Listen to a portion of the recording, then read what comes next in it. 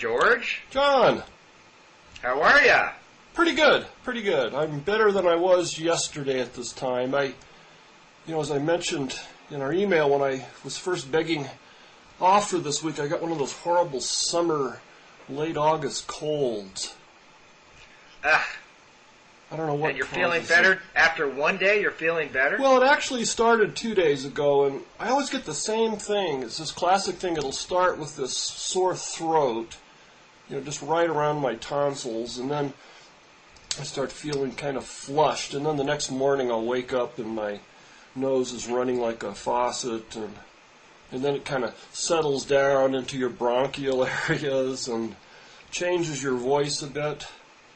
Yeah, God, you're being so graphic that I suddenly have this irrational fear that your virus is going to squirt through the phone network and make its way to me. God, wouldn't that be awful if computer viruses like they could go from the computer into people? Then we'd really be in trouble. Well, this would only work if we're all part of the same simulation, like Margaret and I talked about last week. So.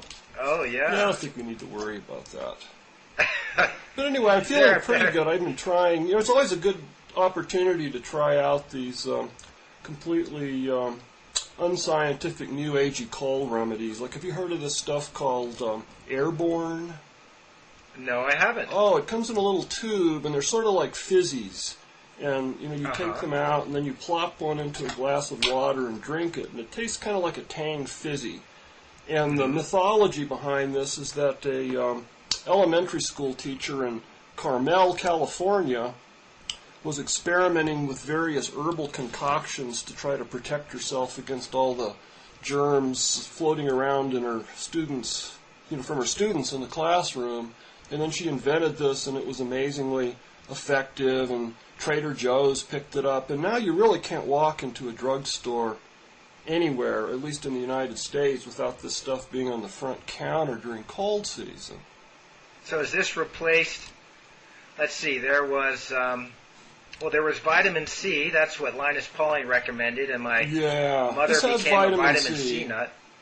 Then there was zinc. I know Gary Taubes, the supposedly hard-headed science writer, was a believer in zinc as a way of warding off colds. Gary Taubes was? Yeah. Wow. He tried to talk me into that. What's the other one? We've got a bottle of some herbal stuff in our pantry that was really hot, like 5 or 6 years ago. In fact, I remember Bob Wright also being keen on this stuff. Oh, what was that? Not rose hips, but something like it. Oh, yeah. I don't know. My problem is that, of course, these things work primarily through placebo effect, and I'm such a fucking skeptic that none of these things work for me. No, I don't believe they work either, but, this stuff, I actually took one just before I called you this morning, and it does have, or at least seems to have, a measurable effect. Like, I could feel, my sinuses drying up and, just kind of clearing out. So I suspect that all these different herbs, some of them anyway, have some kind of antihistaminic effect, which isn't really surprising. But I was just looking. Maybe a little caffeine, which also helps. Well, maybe it has vitamin A, 1,000 milligrams of vitamin C, vitamin E, riboflavin, magnesium, zinc, selenium, manganese, potassium, amino acids, and a proprietary blend of something called maltodextrin, Lonicera, forsythia, schizonapita? The other name for this is snake oil. What now? The other name for this is snake oil. Oh, yeah, right. Oh, it also has echinacea in it, of course. Another one of That's it, echinacea. Yeah. That's what I was trying to think of. So basically, this has everything, every one of these kind of pseudoscience remedies all ground up, and I suspect some of them do have an effect, but sure. It may just be placebo. But there's something about putting something in a glass and having it fizz up like that really convinces you that it's going to have some kind of efficaciousness. Fizziness is good. I can't resist the old cliche that we can put a man on the moon, but we can't cure the common cold. Right. Whoever can do that will be truly a wealthy person and deserving of whatever prizes we can give them. Yeah. I just looked up schizonapita, and it's apparently an old Chinese remedy for colds. And I wonder if it's related to, the genus Nepeta is catmint, or catnip. And we have some in the backyard, and the cats just go crazy, and it makes them feel good. So maybe that's why I'm kind of hyped up now on schizonapita and bee pollen and who knows what else is in here. But anyway, I'm ready to do a conversation with you. Ready to talk about consciousness once again. Oh, yeah. We've got to talk about this wonderful article that you had in Science Times a few days ago. Oh, well, thanks. Sleights of Mind. George, I think this is a classic. This is like pure George Johnson. I see it as, and I mean this as a compliment. Oh, good. It's postmodern science at its most disturbing and persuasive. I'll listen more before I decide whether that's good or not. Well, I think at your best, you're writing in a subtle rather than head-on way, raises questions about the validity of scientific knowledge and knowledge in general. And to me, postmodernism is all about knowledge as constructed, rather than discovered, or sort of invented as opposed to discovered. And it's contingent on circumstance and culture and expectation and all these sorts of things. And so it introduces all these doubts into what we believe about the world. And postmodernism, another theme in it, is also self-referentiality. I did have some of that, yeah. Yeah, definitely. Language is about language, and texts are about other texts. And one of the wonderful themes that came through in this piece, that again was implicit, but I thought was really powerful, is that consciousness is very much a construct. So when we perceive the world, we're not a mirror to nature. We are creating this picture of the world. Right, Our brain creates it.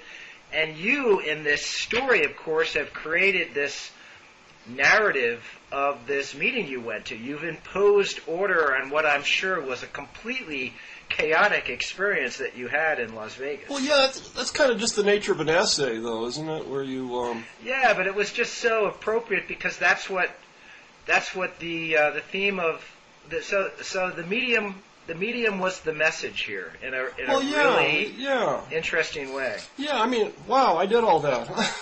Yeah. No, but I mean, when I was writing it, there was this very satisfying sense of things clicking together, like starting off with, me being called just at random on stage by this magician. I should back up for people who haven't tell us about read this. Yes. Yeah, I mean, the idea for this was the Association for the Scientific Study of Consciousness. And so I mentioned earlier this summer when I just got back from this place, it took me forever to actually write the article, but they held it on the Las Vegas Strip in the Imperial Palace Hotel. So it just seemed to me, wow, a conference on consciousness in Las Vegas, just, you just can't pass that up. So my editor agreed that it sounded promising, so I went there and checked into a hotel on the Strip and just kind of hung out with these people. And at the height of the conference, they had this seminar called Magic of Consciousness, and they had Teller from Penn and Teller and the amazing Randy. Did he? Yeah, we talked about that part before, but. But did Teller talk? Because he's the one who's usually completely mute. Yeah, right? I'd forgotten that. And I keep getting emails from people saying, wow, Teller talked? Well, yeah, of course he talks. But, and he writes these really articulate pieces sometimes. Like there was something recently, an op-ed piece in the New York Times. But he's really smart and has a very kind of philosophical bent. But each one of these magicians stood up, and one by one they did some kind of trick. And in Teller's case, he did this really interesting coin trick that I describe in the story, and then he went through it again and he annotated it and showed how he did it, and basically how he really was leading the audience into making false hypotheses, into imposing order when it really wasn't there, which is one of my favorite themes going back to Fire in the Mind. And he was just they were all really cool. And then I was just sitting there and just at random was picked, well, not exactly at random, I found out. I was picked from the audience by this guy named Apollo Robbins, who goes by Apollo the Thief.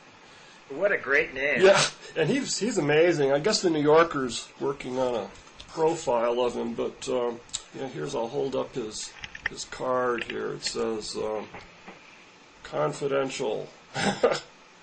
My name is Apollo. I am a thief. And he does this great act, and he kind of talks to you on stage and basically picks your pockets while he's distracting you, and so you're thinking he's doing one trick, and then he's actually doing another, and then in the end he hands back the entire contents of your pocket. And all of this happened completely, I was completely unaware. I was just amazed that he was able to do that, and it made me realize, one theme in cognitive science is just how very little of reality actually comes through into our consciousness, how very little of the sensory input actually makes its way into awareness. And boy, I felt like I was practically a zombie. The way he was able to do all this, even removing my watch. Do you think he could do that to you twice? Be a lot harder the second time around. Probably me he could. Maybe not most people, but he would do different things because he was just very good at directing your attention. So he would just like swing your attention around where he wanted it, and then he would work in the spaces where you weren't aware. And he just had this commanding kind of presence. And after this was over, we all went, all the magicians and a few of the scientists, and I went over to a restaurant over at the Venetian Casino and just had this really great dinner. And Randy was sitting there, and he pulls out a spoon or a knife and starts bending it, just like Uri Geller.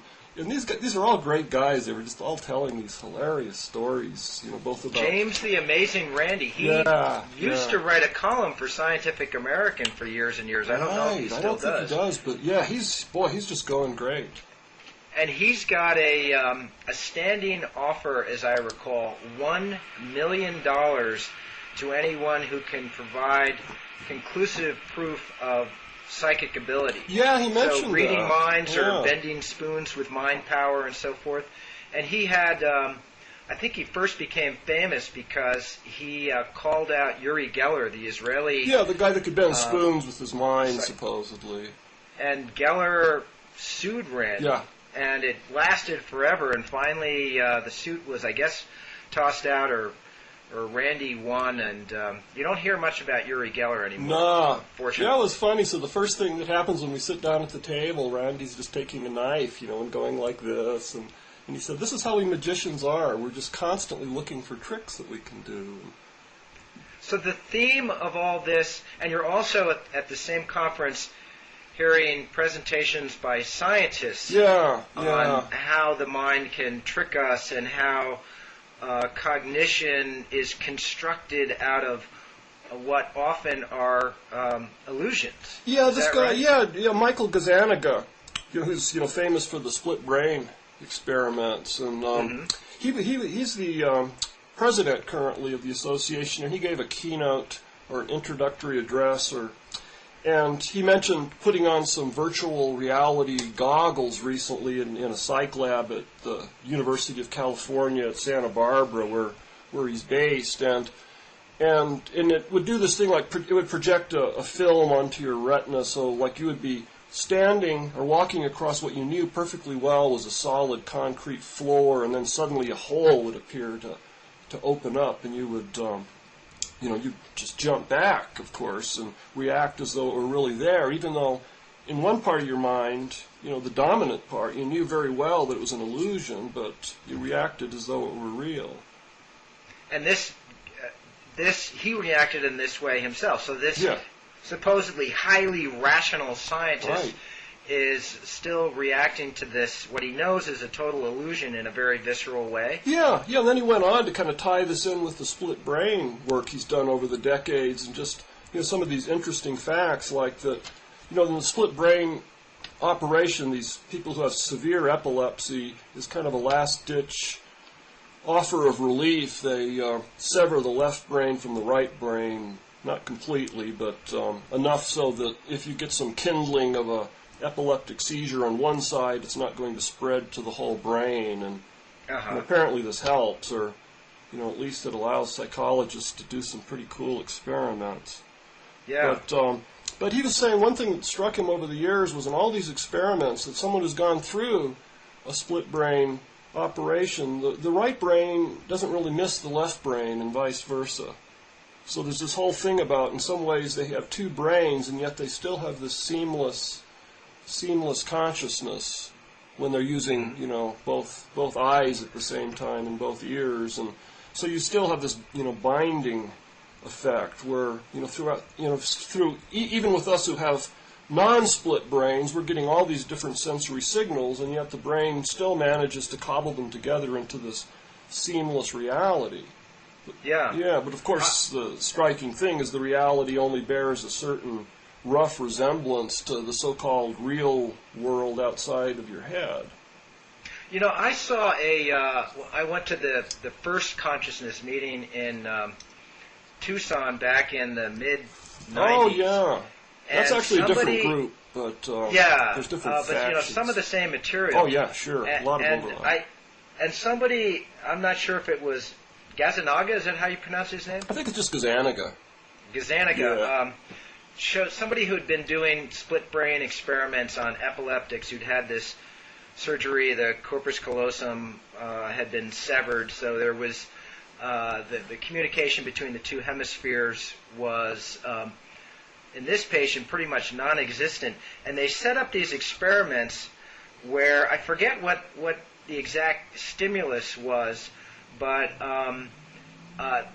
they constructed it so that this person was getting one set of inputs into the right eye and one into the left eye, and so there were two different sets of stimuli for the two different hemispheres, and then they asked this poor woman a set of questions, and the answers were different for the two hemispheres. Yeah. And again, I forget exactly how they worked it.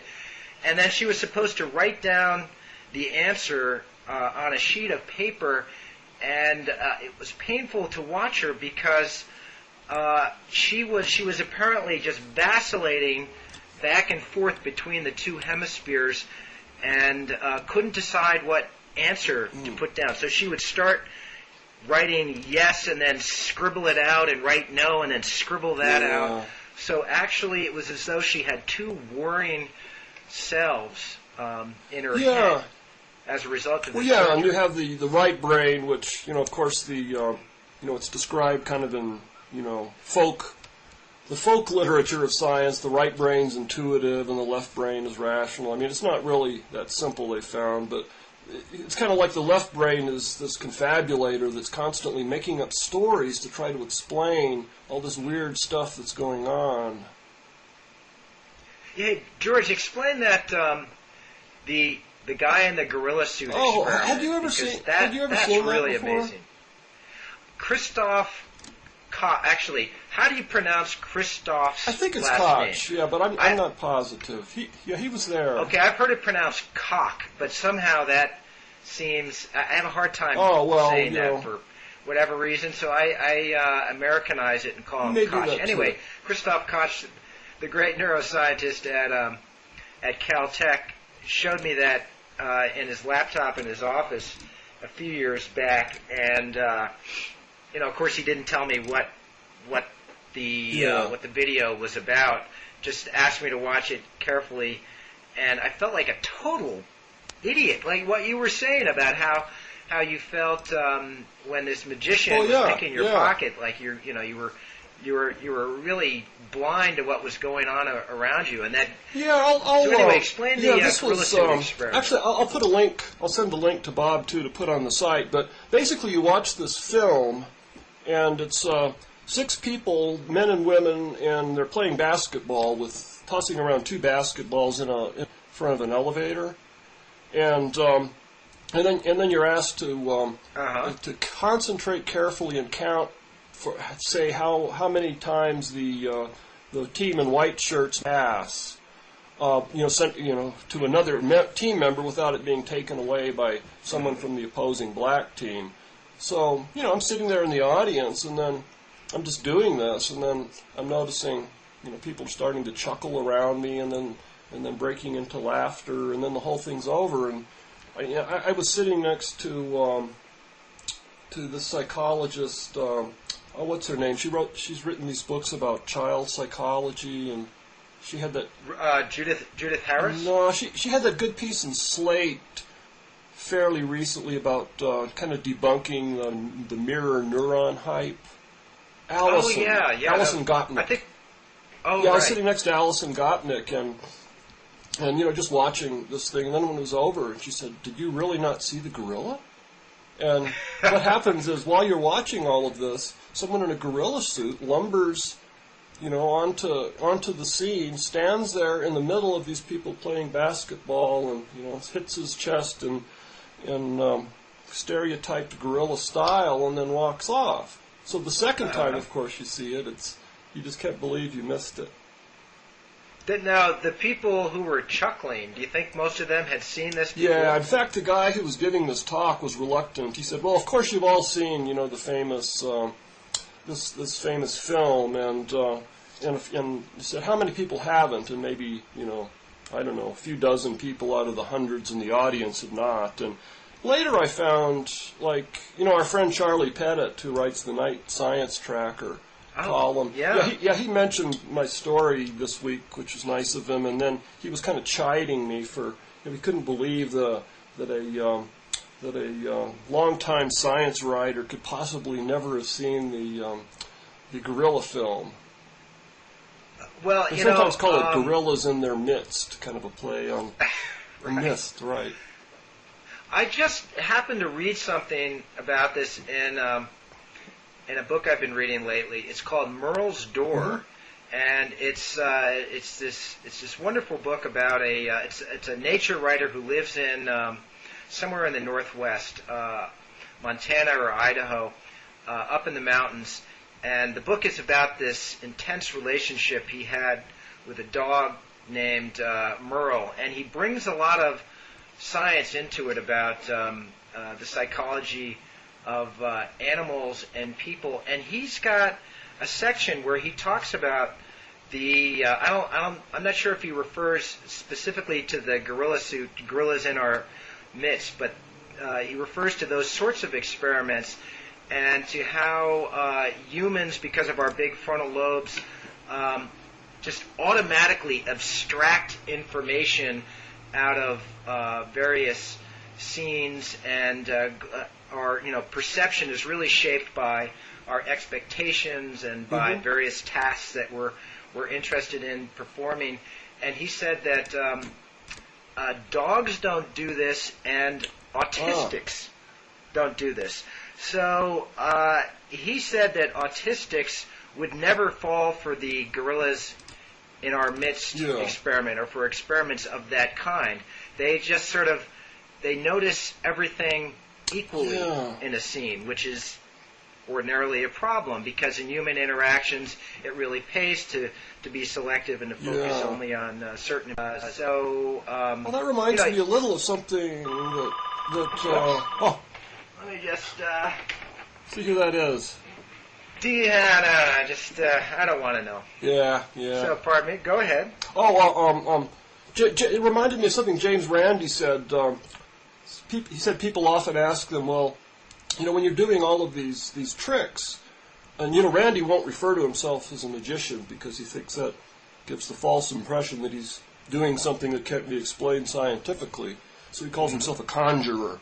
So when he's doing his conjuring acts, he says he's often asked by people, well, I guess, or they say it must really be easy to fool children. And he said, well, no. Actually, it's not, because you have to have developed a certain level of cognitive skills in order for the magician to be able to play with them and manipulate them. And children, it's some, like just the old trick where you're throwing the ball from one hand to the other, and it turns out it's a collapsible ball, so the magician's going back and forth, and then he doesn't actually throw it, but he then drops it into his sleeve or something, and then you seem to see it suddenly disappear in midair as he opens his other hand, and it's because you've formed this cause and effect link in your brain, and then you sort of play it again on autopilot each time, and then you see that it didn't really apply. But if a child is not of a certain age and they haven't developed all of these different kinds of cognitive skills, I guess described by Piaget and these kinds of psychologists, that you can't really fool them because they don't have the expectations.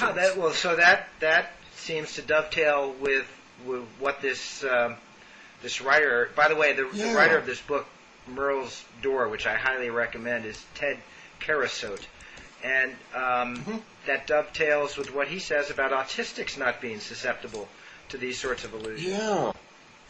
Well, the other thing, isn't there also a theory of autism that autistic people they're not good at having a theory of mind, a theory of other people's minds and what they might be thinking. Which would also imply that autistic people wouldn't be susceptible to the greatest illusion of all, belief in God. Belief in some kind of divine manipulator of reality. Because I think of theory of mind, it's such a horrible phrase, it's really confusing, but it basically refers to this innate ability that we have that appears very early within the first 3 or 4 years of life in any healthy human, the ability to just intuitively infer the state of mind of others, and to assume that they have emotions and intentions and thoughts very much like your own, and that gives you the ability to predict their behavior and to interact with others in more sophisticated ways to get what you want out of them. And I think that, this theory of mind module is so highly developed that it often applies even to non-human beings or to inanimate objects, and even to the whole world, the whole universe. So we intuit some kind of intention and emotion, a mind behind, comets appearing in the sky. The wind. Or, the wind is, the wind spirit or some god, exhaling, and it's just that the mind naturally, again, it's presumably that thing in the left brain, the confabulator, where you're constantly trying to, make up stories to explain to yourself what's going on around you. Hey, let me ask you. First of all, I'd like just to bring up this article that just appeared today. I've already been referred to it 3 times by 3 different people who've sent me links to this story. One in The Economist, but also our friend Sandy Blakesley just wrote about it for the New York Times. The virtual reality goggles. Yeah, and it fits in just with what Gazaniga was talking about in Las Vegas. That's right, except in this case it refers specifically to how easy it is to manipulate our sense of self and to create the illusion that we're standing outside of ourselves and seeing ourselves as if from an outside perspective. So the mystical out-of-body experience. That's right. So lots of people have these sorts of experiences when they are, on the operating table. You hear these stories about people who find themselves in the middle of the operation, floating on the ceiling of the operating room and looking down at themselves being operated on. It happens in automobile accidents a lot, under various traumatic conditions. It happens sometimes when people are just waking up out of a deep sleep. Drugs can cause that.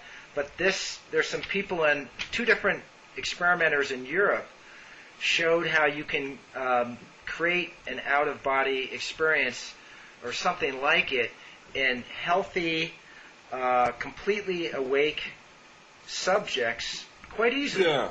With the use of these virtual reality goggles that I guess what they do is they create an image, or they have two cameras that are trained on your back, and then you wear these goggles and you see the image of yourself from the back, and somebody strokes this image with a stick while you're looking at it, and at the same time strokes you on your real back, and you have a sense that you've become disembodied and you're looking at yourself from a different perspective. Yeah. That sounds like it must be a really good illusion. Yeah, and so I guess this has also been done with epileptic patients who've had electrodes inserted in their brains. I think one of these guys, Blank, Dr. Blank, has done this with epileptics and has induced out-of-body experiences with electrical stimulation of certain parts of the brain. But this shows that you can do it without this sort of invasive procedure. So again, it's getting at the idea that the self, in this case, our sort of picture of ourselves as a discrete entity, can be very easily manipulated, and you can create these illusions. And again, the self is undermined. constructed. Yeah, like the brain just cobbles together not only its picture of the outside world, but itself, just from all these different little scraps. And if you feed it false scraps, you can kind of play with the system, which is just what the magicians are doing in a way. And then these people with the virtual reality goggles. Well, so what do you make of all this? You had this really funny part of your article where you run into Dan Dennett. Oh, yeah. And you've got this great line. You say, so he's, tripping around in the desert? Yeah, he was out on the strip there. Yeah, and you say, you asked him how he was enjoying the qualia. Oh, the qualia, and he responds, you really know how to hurt a guy. So explain the backstory behind that exchange with Dennett. Well, qualia, this is an old hoary term in philosophy, and it's usually dragged out, or it was in the past anyway, mostly by philosophers who still believed that there was something special and different about the mind, and that the mind was immaterial, or that it somehow couldn't be explained by physical science. So anti-physicalists, and they would say, well, yeah, you can imagine. Well, the way they play with the ideas with the thought experiment, the zombie experiment. So suppose that one day you wake up and through some kind of something happened during the night to your brain, and as a result, you still behave exactly as you would have before, but you don't have this experience, this subjective sense of being alive and sitting there sensing. So, for example, if you're driving and the traffic light turns red, your brain will sense the frequency of red and all the other signals, and you'll hit the brake and stop the car, but you'll no longer have this sense of redness, where you just stare at something red and it has this inner subjective, ineffable quality. And that, the idea was that any theory of the mind that could explain it materialistically, like as some kind of computer, would never be able to, it would be able to explain everything maybe, but never why you have this inner subjective experience of redness. So it would never be able to explain why we're not all just zombies. Right. And I've never really understood Dennett's take on all this. It's very subtle. People also often accuse him of denying that consciousness really exists. Yeah, and that's not really can't be no, right. That's not really right. But basically, as I understand it, he thinks that the qualia argument is kind of a red herring, and he wrote. I'll link to this because it's on the web, but he wrote a really good essay called Quining Qualia. And I didn't know this, but quining, well, it refers to, as I suspected, the philosopher W.V.O. Quine. And quining is a term that philosophers now use, and it means denying steadfastly denying the existence of something that obviously exists or something like that. So he was kind of using it ironically of denying the existence of qualia. And basically what he does is tries to undermine this idea that we have these ineffable, indescribable experiences. And I think what he would probably say is that they're just an epiphenomenal, kind of outgrowth of the neural processing, and that if you were able to make a machine that had all of the other cognitive skills of a human, that it probably wouldn't be a zombie, that it would have some kind of equivalent of qualia. And as hard as that is to imagine, it would be something that's purely physical. And it's a very subtle argument, and sometimes I get it and sometimes I don't. But in his book Consciousness Explained, he really goes into this in great detail. And the basic theme that comes out of Consciousness Explained is that the self is kind of the center of narrative gravity, as he calls it. And again, it's something we cobble together. The brain puts together these little stories or multiple drafts, as he calls them, and different competing stories of what's going on outside the head, or vying for attention, and or vying with each other, and then the best ones will kind of bubble their way to the top and get included in this conscious narrative. But the trick is to try to explain how this happens without having the homunculus sitting in your head that's deciding which story to believe. And he kind of looks at it as a serial computer simulation running on top of this massively parallel biological computer. I'm not explaining it very well, but he does. Much better. I think some of the difficulty of explaining what Dennett is saying is, it's Dennett's fault, because I think there's a lot of confusion. I've tried to figure out what he's saying. I've read Consciousness Explained, the book where he tries to lay out his theory of consciousness. I've talked to him about it, and I still don't really get what his main point is. It's one, so you can, and these are sorts of different things we're talking about. You can say that qualia are epiphenomenal, that they don't really play an important role in our response to experience and stimuli, and I guess that's defensible, and you can point to experiments that would help you make that case. But then, the notion that our sense of self, which is a really important component of our subjective experience, obviously, sort of the core of it, to say that the self is somehow constructed and illusory, and the idea of it as being this sort of discrete, continuous thing is really indefensible. That's interesting too. And by the way, that's something that that's also an important part of postmodernism. Postmodern theorists love to talk about how the modern self is just sort of this grab bag of cultural memes. Buddhists as well.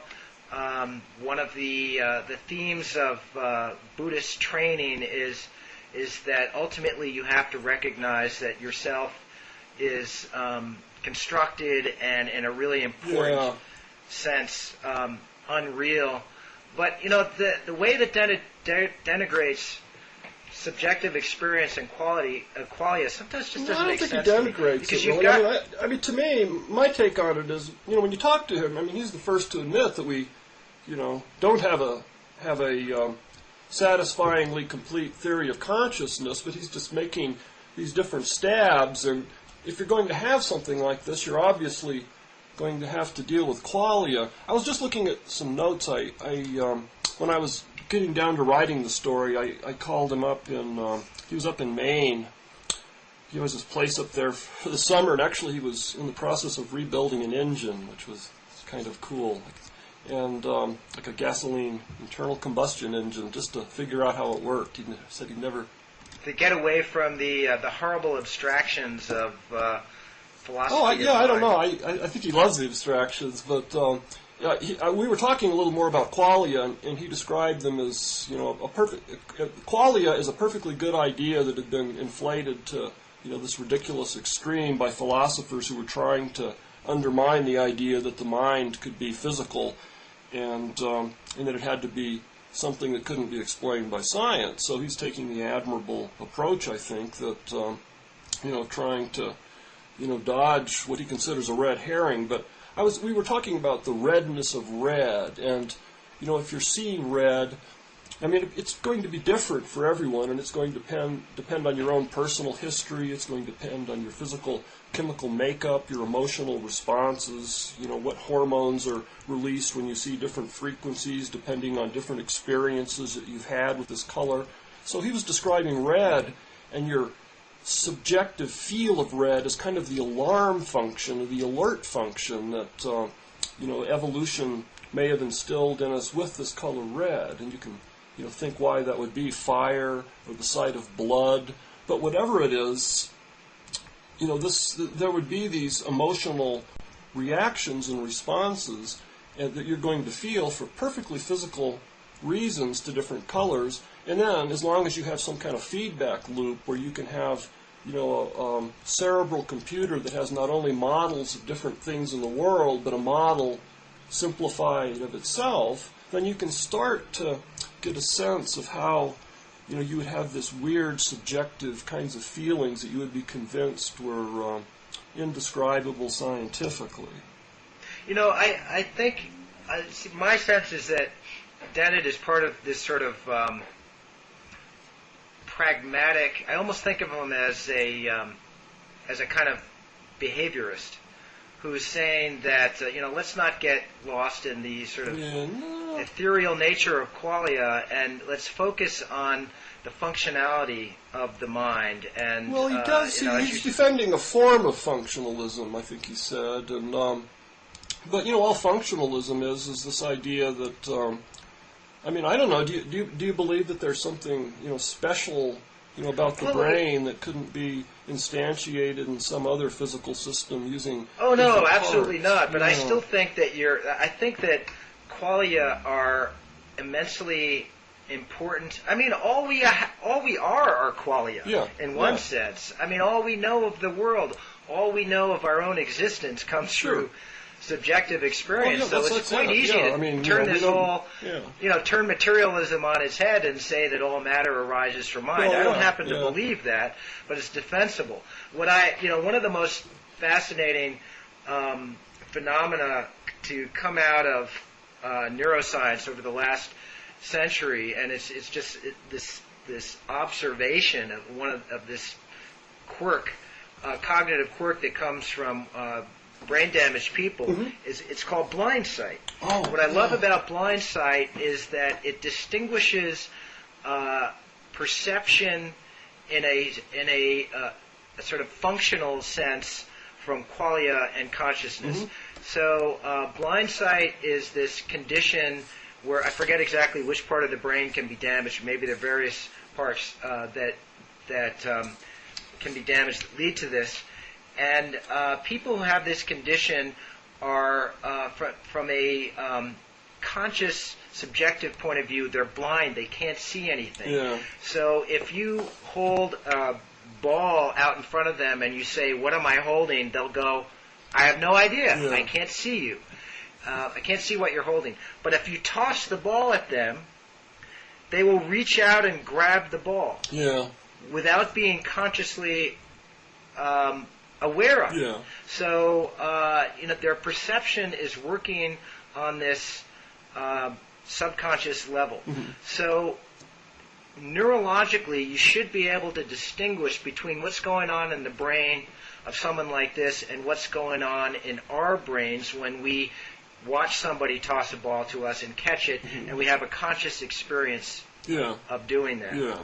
In a way, a person with blind sight is sort of like the zombies. I mean, zombies could be this thought experiment that ultimately really doesn't have any meaning. But somebody with blind sight is very much like a zombie. They are perceiving and reacting to stimuli without having a conscious experience of it. Mm-hmm. Mm-hmm. Which is actually what we do with most of the stimuli that we react to. It's only a little bit that's really filtered out and enters into our awareness. Actually, I've been clipping out stuff on neuroscience, and I've had this piece rattling around in my file of things I want to blog out on eventually. This came out almost a year ago. Yeah. Or actually, it was last November, in Science. It was written by a guy named Marcus, I'm not sure how to pronounce it, Ridiculing, I think. Oh, Ridiculing, yeah. Yeah, Ridiculing. Yeah, okay. From St. Louis. Washington University in St. Louis. Washington University in St. Louis. The title of this piece, I'll try to link to it, although this is a restricted site. It's called The Brain's Dark Energy, and in it he estimates that about 1% of the energy consumed by the brain goes toward reacting to external stimuli that are coming through our senses. So the vast majority of our, the bulk of our mental processes are internal. It's like the brain talking to itself. Right, yeah, Reichel was at, he was at some kind of seminar I went to at George Mason University earlier this summer. I think I mentioned it before. They were trying to put together a plan to get funding for a decade of the mind, now that we've had the decade of the brain. And Reichel was there and gave a talk on that. And it's a fascinating idea. Basically you have this brain, and it's just all doing these, feeding these internal signals back and forth. And then when something comes through the senses, it's just kind of like perturbing it with a stick, and then it kind of, reforms into a different configuration. But it's mostly internal, yeah. Right. So the vast amount of computation or response to a stimulus is pulling in all the internal associations and memories and so forth that stimulus evokes. Yeah, it's just doing its own thing, and then it just gets a little bit of input, and not necessarily anything it wants. I just got to bring up an article that I wrote years ago, and this also has to do with some of the mysteries of consciousness and how we construct ourselves and how we construct narratives. It was a piece I wrote for Omni back in 1994 on lucid dreaming. Omni, wow. Yeah. God, I forgot all about Omni. Yeah, it was, Omni. They used to have sort of a hybrid of science and science fiction, started by the Hustler Bob guy, Guccione, right? who was the head of the Penthouse. Penthouse, yeah. Media empire. And Bob Guccione Jr., the son of the patriarch, he now runs Discover magazine. Oh, I'd forgotten that if I knew it. That sounds mildly alarming. Yes, it's actually more than mildly alarming. But anyway, this article on lucid dreaming was about a guy named Stephen LaBerge, who was kind of loosely associated with Stanford University and had become really the world's leading authority on lucid dreaming. So lucid dreaming is when you are in a dream and you realize you're in a dream. Yeah, right. You become aware that you're dreaming. Yeah. And there are some people who are really good at this. I've had a few lucid dreams in my life. I remember one when I was a kid in particular where I was sitting on a door stoop talking to a couple of friends, and I turned to them and said, we're just in a dream here. And they looked at me like, you're crazy. What do you mean we're in a dream? Uh-huh. And I was trying to convince them that we were in a dream, and then I woke up, and of course it had been a dream, and I remember thinking, I told you so, except I couldn't tell them that because we weren't in the dream. But how do you know you weren't in another dream when you woke up? Well, that's true. Chinese boxes. And that's happened. Yeah, and that's happened to me sometimes too, where you of course you wake up and you think, well, I'm glad that was just a dream. Or something really horrible has happened in your life, and you wake up and you don't remember it for a few seconds, and then you're happy, and then suddenly it hits you, and you wish you were in a dream. Well, what's fascinating about lucid dreaming is that this guy Stephen LaBerge showed that you could communicate with people who are in lucid dreams. Lucid dreams take place in REM sleep when your body is basically paralyzed. You don't move any muscles except your eye muscles. That's why it's called rapid eye movement sleep. So your eyes are going back and forth, looking at the different scenes being generated in your dreams. So LaBerge realized that he could use eye motion as a signal from lucid dreamers. So he got these people who happen to be really good at lucid dreaming and trained them to use these eye signals so he could communicate. And in this way, he, for example, showed that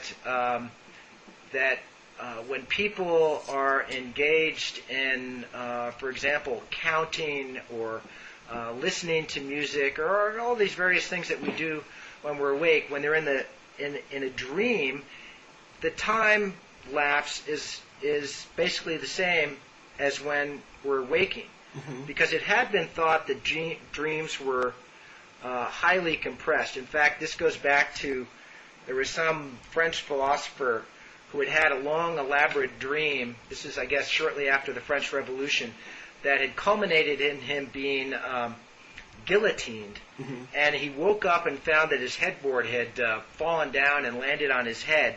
And so he thought, oh, I must have had this entire long dream in an instant, and it was precipitated by this thing falling onto my head. Yeah.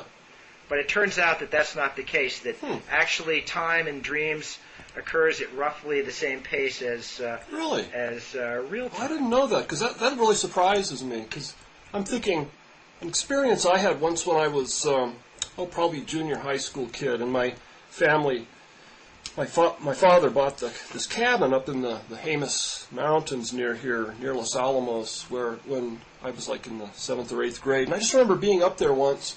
It was on a Saturday morning, and I was sleeping late, and then having this dream that someone was holding up something like a pan and then dropped it, and then I watched it in my dream fall and then hit the ground and make this clanging noise, at which point I immediately woke up, and my mother was down making breakfast and indeed had dropped a pan. And but in the dream there was this whole narrative that led up to someone being in the position of dropping the pan. So the only way I could think to explain that would be the pan dropped and my brain, maybe this, the left side of the brain, the confabulator, suddenly had to concoct some story, and then it came up with this whole narrative in retrospect, going back in time, and then I experienced it as though it had played out serially, when actually, it had all just kind of come in one whoosh from different parts of my brain. Well, that does seem like it requires some sort of explanation beyond what LaBerge has given us. Maybe there's some kind of post hoc narrative that we impose on a dream sequence after we wake up. That's what I think. The memory that you have of your dream when you wake up doesn't necessarily correspond precisely to what actually took place. I think you impose the narrative after you wake up, and a lot of things are going on at the same time. Who's to say that, if Dennett is right and there's all these multiple drafts being scribbled together in different parts of your brain all the time as it tries to make up stories to explain what's going on, then you could be having lots of different dreams at the same time, and then when you wake up and you're kind of clicked back, into this necessity of having this little narrative, serially computed I, then you end up imposing a story on it, and you kind of struggle to tell the story of your dream. Well, what LaBerge found is that, at least in these lucid dreams, people are, for example, the wonderful thing about lucid dreaming is that you're like God of your own universe. You can, your imagination is the only limit to your experience. Yeah. So with a little bit of practice, you can learn to do anything that you want to do in your dream and become any character that you like. And so people, for example, you can have all the sex you like. You can have sex with any person. And when people are having sex in a lucid dream, the physiological response, you're not moving your body, but your arousal response is the same as it would be when you're awake. If you imagine a scary scene, of course it wouldn't be as scary as it might be because you know that you're just dreaming. But still, you get the same. You also get a physiological response. If you imagine that you're reading, the same parts of the brain light up that would if you're reading while you're awake. So there's this real correspondence between dreaming and waking experience, according to LaBerge. And in fact, he said that his sort of grand theory was that we're dreaming all the time. So we're always imposing. We're always confabulating, creating these narratives that we impose on reality. The only difference between dreams and waking experience is that waking experience is constrained by it's further constrained. Yeah, so that kind of goes back to what Marcus Reichel was talking about. I love that we're dreaming all the time, but and at night we have limited sensory input, but there's still sensory input. It's just really turned down to like maybe 1, and then when you wake up, you maybe turn it up to 6 or 7. So you're getting more signals impinging on all this internal activity, but basically it's mostly still internal. Wow. Yeah. I'm thinking about I've had dreams where I knew I was dreaming, and the one I remember most, again, when I was a kid, I'd just gone to. My father took my brother and I, one of my brothers and I, maybe both my brothers and I, to a science fair at the local high school. And someone had done, for their science fair project, the question was, do people dream in color? And he had just done surveys, and it was, I guess, an exercise in doing surveys and doing statistics. And I was really struck by this. I thought, well, of course. Who could doubt that you dream in color? And that night, I went back and went to sleep, and I was having this dream. And in one part of the dream, I remember I was walking in a forest, and I suddenly stopped and said, wait, I wanted to find out whether it's true, whether people dream in color. So, hold on just a second, So I looked down, and I said, yeah, there's a green pine tree over there. And I looked down and saw that I was wearing like a red wool, maybe Pendleton shirt. I'm probably making a lot of this up in retrospect, but that's how I remember my constructed memory of it. But anyway, I stopped in the dream and then deliberately did an experiment to see if I was dreaming in color, and then once I resolved that, I went on with the stupid dream. You're such a scientist, George. But I've never had a dream where I was in control the way you describe in this lucid dreaming. Most of it's just a lot of randomness, and in fact, one thing I've noticed invariably in dreams that I can't read in a dream. What LaBerge said is that one way he came up with all these techniques to try to induce lucid dreaming, and he said that you can sort of, when you fall asleep, have these sorts of things that you are vowed to do when you find yourself dreaming, and that if you keep trying to do these things over time, they become second nature, and it helps you to sort of wake up in your dream. And one of them is to look at text, because he said that text never remains constant in a dream. So that if you open a book, maybe a big sign will remain constant, at least briefly, but he said if you open a book and try to read from a page, the words will constantly change. Yeah, they swim, and you feel what it would be like to be illiterate and to, walk into a bookstore. Yeah, there was this whole New Age cult that was built up around lucid dreaming. Yeah, and in fact, a lot of these people were also, they practice out of body or astral projection in their dreams. I went to this workshop that LaBerge read, and I even went into the special laboratory, and I fell asleep, and he tried to induce a lucid dream in me, and it didn't work. Yeah. But a lot of people felt that lucid dreams were this wonderful technique that could be used for spiritual awakening, or even practicing your backhand in tennis, or strategies at work. And LaBerge wrote this book that was sort of a funny combination of really fascinating science describing his experiments on lucid dreamers, and all this sort of New Age mumbo jumbo about the potential of lucid dreaming. I should read that, because that's just always has really interested me, the fact that I can't read in a dream, and it makes sense, because there's no, I mean, when you read a book, there's this external reality, and there's these letters that are fixed, and you're processing them, but in the dream, you're also generating the book that you're reading, so...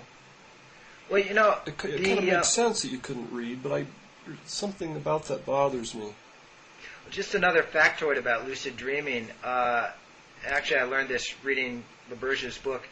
In Tibetan Buddhism, there's a form of meditation, or just a spiritual practice that involves cultivating lucid dreaming ability. Mm-hmm.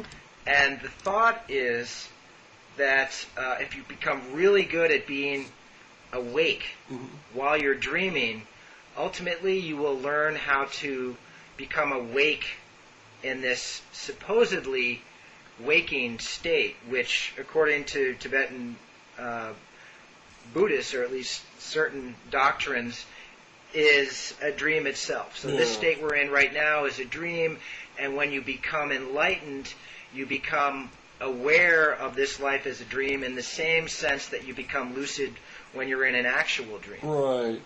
And this is thought to prepare you for the bardo state, this terrifying, hellish state that you enter after you die.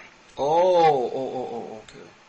Well, yeah, I don't know. It's like this stuff is so interesting in and of itself, and then people layer on all of these, all these ridiculous layers of metaphysical interpretation. Maybe metaphysical isn't the word. Let's just say New Agey. I don't know if you're gonna.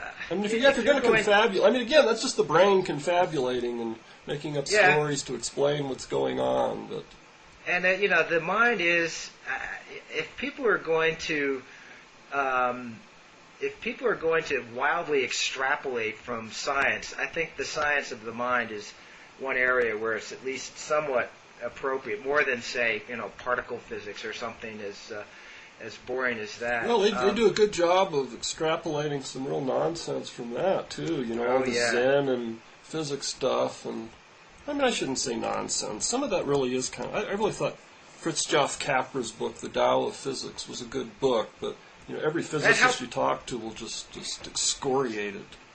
He's actually renounced that book, at least according to, he himself told me that he had moved on to other things when I interviewed him a few years back. I just took the book as being just kind of a really nice extended metaphor where you could, I've learned some stuff about particle physics and learned some stuff about Zen Buddhism, and, I wouldn't, rely on either as definitive, but, it's just always nice to see an interesting mind at work grappling with ideas and trying to connect things.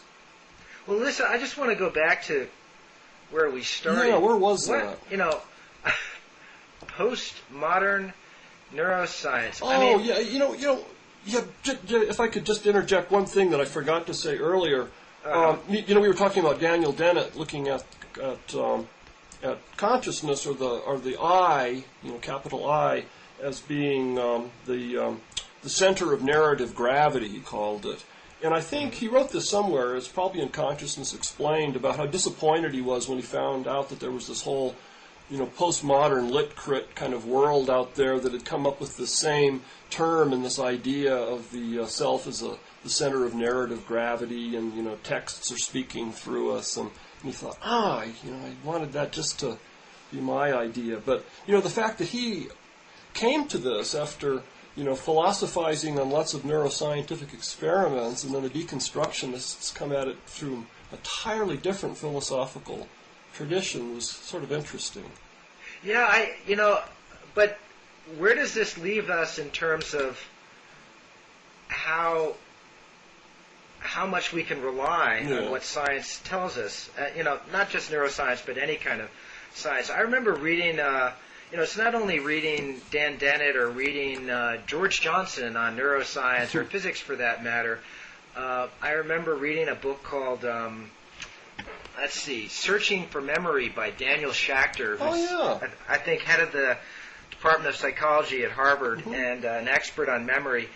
And by the time it's a wonderful book because it's chock full of all these experiments showing how untrustworthy memory is and how it can play tricks on us. And he provides both zillions of anecdotes and lots of experimental evidence on how easily memory can be manipulated. And by the time of course, memory is the basis of what we think we know about the world. And by the time I was done with it, I was thinking, how can we be sure that we know anything?